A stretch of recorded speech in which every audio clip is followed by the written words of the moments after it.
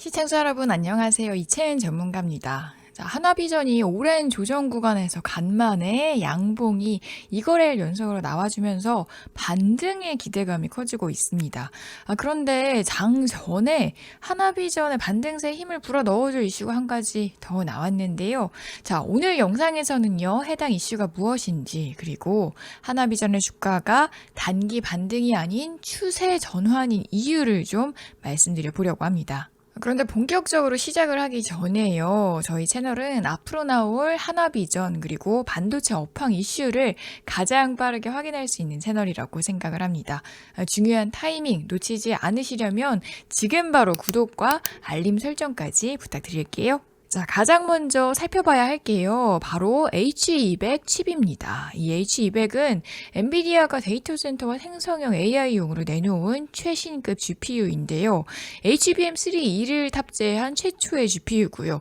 AI 산업을 한 단계 업그레이드 해줄 자원으로 인정을 받고 있습니다. 자, 여기서 중요한 포인트는 HBM3E 이건데요. 이 HBM은 고대역폭 메모리라는 뜻인데 쉽게 말하면 AI 칩 옆에 딱 붙어있는 초고속 메모리 모듈이라고 보시면 됩니다. 그런데 SK 하이닉스가 이 HBM3E를 양산해서 엔비디아에 공급을 하면서 빠르게 데이터를 처리할 수 있는 차세대 제품을 내놨다고 발표를 했습니다. 시장 점유율을 보면 이 의미가 더욱더 분명해지는데요. HBM 시장의 약 80%를 SK 하이닉스와 삼성전자가 가져가고 있고 하이닉스가 62%, 삼성전자가 17%로 집계가 되고 있습니다. 즉 H200이 많이 팔린다는 건 곧 국내 메모리 업체들의 HBM 출하가 직접적으로 늘어나는 구조로 보셔야 한다는 건데요. 최근에는 AI 열풍 때문에 HBM과 서버형 메모리 공급이 딸리면서 HBM 가격이 2배 가까이 뛰고 또 글로벌 메모리 공급망에 다시 슈퍼사이클 우려가 나올 정도라는 보도까지 나와 있습니다. SK 하이닉스는 이런 수요를 보고 600조 원에 달하는 초대형 투자 계획으로 HBM 공장을 4개까지 짓겠다고 나선 상태고요. 또 정리를 하자면 H200 중국 수출 허용 뉴스는 단순히 한 회사의 규제 완화가 아니라 한국 메모리 업체들의 생산과 투자를 더욱더 자극을 하는 시그널로 해석을 하셔야 되겠죠. 자, 그리고 중요한 건 이렇게 AI 칩 수요가 다시 살아나면 단순히 칩 제조사만 좋은 게 아니라 웨이퍼 가공, 패키징, 테스트, 검사 같은 공정과 후공정 장비 업체들까지 투자 사이클이 길게 이어진다는 점입니다. 국내 시장으로 좁혀보면 당연히 삼성전자나 SK 하이닉스 같은 메모리 생산 기업이 1차 수혜주고요. 또 그 뒤에는 HBM 패키징, 검사 장비, 소재, 기판 업체들까지 줄줄이 연결이 되는 구조입니다. 다만 최근 AI 랠리 속에서 메모리 생산 기업들의 주가는 이미 신고가 랠리를 보이면서 지금 새로 투자를 하기에는 리스크가 좀 크고 매력도가 다소 떨어진 상황이에요. 그래서 이제는 2차 수혜주로 수급이 집중될 가능성이 큰데요. 바로 이 지점에서 한화비전의 이목이 쏠릴 여지가 점점 더 커지고 있습니다. 기존의 SK 하이닉스와 한화비전은 하이브리드 본더 장비를 생산하기 위해서 단독으로 연구개발을 진행하기도 했고요. 한화비전이 사실상 SK 하이닉스 유일하게 샘플을 공급했다는 이슈와도 맞물리면서 한화비전을 바라보는 기대감을 더욱더 키워주는 것 같습니다. 지금도 SK 하이닉스는 321단 4D 낸드를 양산을 하면서 세계 최고층 기록을 세우고 있고요. 낸드 시장 점유율 2위를 유지하고 있습니다. 여기서 한 단계 더 나아가서 300단 이상에서도 성능과 원가 경쟁력을 유지를 하려면 단순히 층수만 올리는 게 아니라 칩을 서로 붙이는 방식 자체를 바꾸는 기술이 필요한데요. 그 기술이 바로 하이브리드 본딩입니다.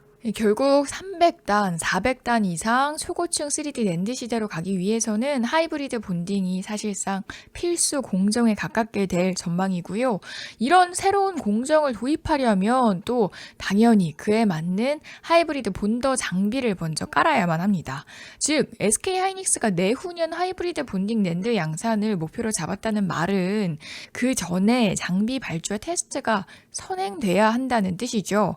그리고 그 일정이 지금부터 본격적으로 움직인다는 의미로도 해석을 할 수가 있습니다. 그리고 여기서 자연스럽게 연결되는 이름이 바로 한화비전인 거죠. 한화비전의 100% 자회사인 한화세미텍은 이미 TC본더 장비로 SK하이닉스에 진입을 해서 HBM 후공정 장비 시장에 본격적으로 발을 들여놓은 상태입니다.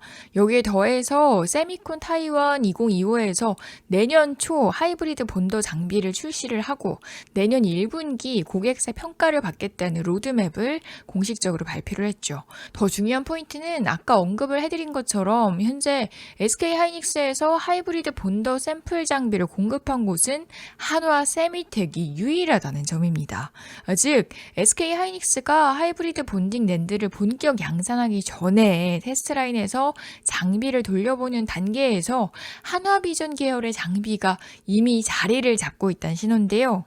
물론 샘플 공급이 곧바로 대규모 양산 수주로 100% 이어진다고 단정할 수는 없습니다. 하지만 한화비전은 연간 600억 원 이상을 R&D에 투자를 하면서 국내 하이브리드 본더 경쟁사들 중에 가장 빠른 출시가 예정돼 있죠. 반도체 장비는 한 번 라인에 깔리면 교체 주기가 굉장히 길고 초기 테스트에 참여한 업체가 양산에서도 우선 협상 지위를 갖는 경우가 많은데요. 그래서 이 첫 번째 입점이라는 것 자체가 굉장히 큰 의미를 갖는 시장입니다.